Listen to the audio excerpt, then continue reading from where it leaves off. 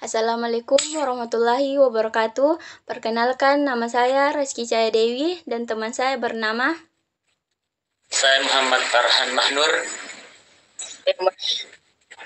Kami akan menjelaskan materi tentang anggaran perusahaan. Penganggaran perusahaan merupakan suatu proses perencanaan dan pengendalian kegiatan operasi perusahaan yang dinyatakan dalam satuan kegiatan dan satuan uang untuk memproyeksikan operasi perusahaan dalam proyeksi laporan keuangan dalam kurun laporan laba rugi, neraca, dan perubahan modal, serta aliran kas. Pengertian anggaran. Anggaran merupakan suatu rencana yang disusun secara sistematis dalam bentuk angka dan dinyatakan dalam unit moneter yang meliputi seluruh kegiatan perusahaan dalam jangka waktu periode tertentu di masa mendatang. Karena rencana yang disusun dinyatakan dalam bentuk unit moneter, anggaran sering kali disebut juga dengan rencana keuangan. Dalam anggaran, satu kegiatan dan satuan uang menempati posisi penting, artinya sebagai kegiatan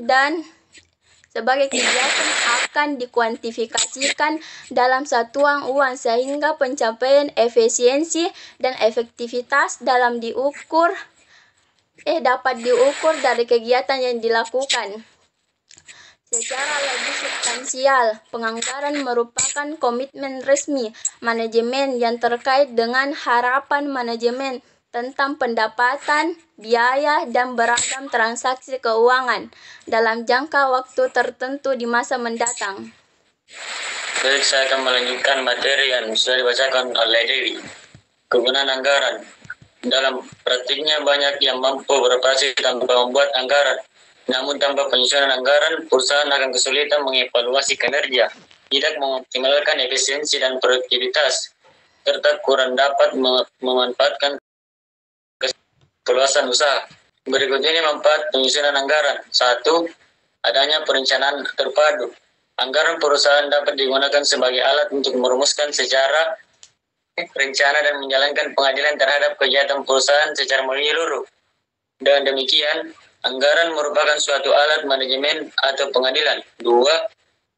Sebagai pedoman pelaksanaan kegiatan perusahaan. Anggaran dapat memberikan pedoman yang berguna baik bagi manajemen puncak maupun manajemen megah. Anggaran yang baik membuat karyawan menyadari bahwa manajemen memiliki pemahaman yang baik tentang operasi perusahaan dan pegawai mendapatkan pedoman yang jelas dalam melaksanakan tugasnya. 3. Sebagai alat koordinasi, anggaran dapat memperbaiki koordinasi kinerja intern perusahaan. Sistem anggaran memberikan ilustrasi operasi dan perusahaan secara keseluruhan. Oleh karena itu, sistem anggaran memungkinkan para manajer divisi untuk melihat hubungan antar bagian dalam kurun divisi secara keseluruhan. 4. Sebagai alat pengawas kerja, anggaran memerlukan serangkaian standar presiden dengan realisasinya, sehingga kinerja dalam pelaksanaan setiap aktivitas dapat dinilai. Dalam menentukan standar acuan diperlukan pemahaman yang realistis dan analisis dan seksama terhadap kegiatan-kegiatan dilakukan perusahaan. 5. Sebagai evaluasi kegiatan perusahaan, anggaran ini disusun dengan menerapkan standar dan perbaikan operasi perusahaan dalam menemukan langkah-langkah yang hanya ditempuh agar pekerjaan dapat diselesaikan secara baik, yakni perusahaan dapat menggunakan sumber-sumber daya perusahaan yang dianggap menguntungkan. Terhadap penyimpangan dalam operasional, perusahaan perlu dilakukan evaluasi sehingga menjadi masukan berharga bagi penyusunan anggaran selanjutnya. Untuk mengoptimalkan kegunaan anggaran, penyusunan anggaran perlu memperhatikan beberapa syarat berikut ini. 1. Realistis, tidak terlalu optimis dan tidak terlalu pesimis. 2. Luas, tidak terlalu kaku dan berpeluang untuk disesuaikan dengan keadaan yang mungkin berubah. Untuk itu, pihak manajemen perlu mengamati perubahan lingkungan yang terus-menerus sehingga dapat melakukan penyesuaian bila diperlukan. 3. 3. Berkelanjutan, membutuhkan perhatian terus-menerus dan bukan merupakan suatu usaha insidental. Membacakan materi. Baik, saya akan melanjutkan materi yang dibaca oleh Dewi, yaitu tujuan penyusun anggaran. 1. Mengatakan harapan sasaran perusahaan secara jelas dan formal, sehingga perusahaan dapat menghindari keraguan dan memberikan arah terhadap apa yang hendak dicapai manajemen. 2. Mengomunikasikan harapan manajemen kepada pihak terkait sehingga anggaran dimengerti, didukung, dan dilaksanakan. 3. Menyediakan rencana perinci mengenai aktivitas yang maksud mengurangi untuk mencapai tujuan perusahaan. 4. Mengordinasikan cara, metode, dan ditempuh dalam rangka memaksimalkan sumber daya. 5. Menyediakan alat pengukur dan menyampaikan kinerja dan kualitas menyediakan informasi berdasar untuk melakukan koreksi. Jenis-jenis anggaran. Adapun jenis-jenis anggaran menurut Adi Supatro dan Asri 2003 dibagi berdasarkan 4 kelompok, yaitu 1. Berdasarkan isi anggaran. A. Anggaran laba rugi. Income statement budget. Anggaran ini didukung oleh berbagai anggaran. Penunjuk diantaranya itu 1. Anggaran penjualan. 2. Anggaran produksi.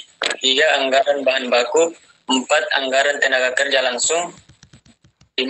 Biaya overhead pabrik. 6. Anggaran biaya administrasi dan umum dan lain sebagainya. B. Anggaran neraca balance sheet budget. Anggaran ini didukung oleh berbagai anggaran penunjang diantaranya itu 1. Anggaran kas. 2. Anggaran piutang. 3. Anggaran persediaan. 4. Anggaran aktivitas tetap. 5. Anggaran hutan dan lain sebagainya. Saya akan melanjutkan jenis-jenis bagian anggaran. 2. Berdasarkan jangka waktu. A. Anggaran strategi. Anggaran ini merupakan anggaran jangka panjang, berisi berbagai hal yang bersifat umum, misalnya yaitu suatu kebijakan perusahaan dalam jangka panjang dan lainnya. B. Anggaran taktis. Merupakan anggaran jangka pendek atau anggaran operasional sesuai dengan fungsinya, yaitu anggaran operasional akan penyusunannya dilakukan secara terperinci sehingga nantinya dapat dipergunakan sebagai pedoman operasional dalam perusahaan. Umumnya di dalam perusahaan anggaran operasional ini dikenal menjadi 2 macam, yaitu anggaran periodik. Anggaran ini merupakan anggaran berdasarkan waktu, anggaran yang disusun untuk periode tertentu yang pada umumnya dilaksanakan sekali dalam setahun.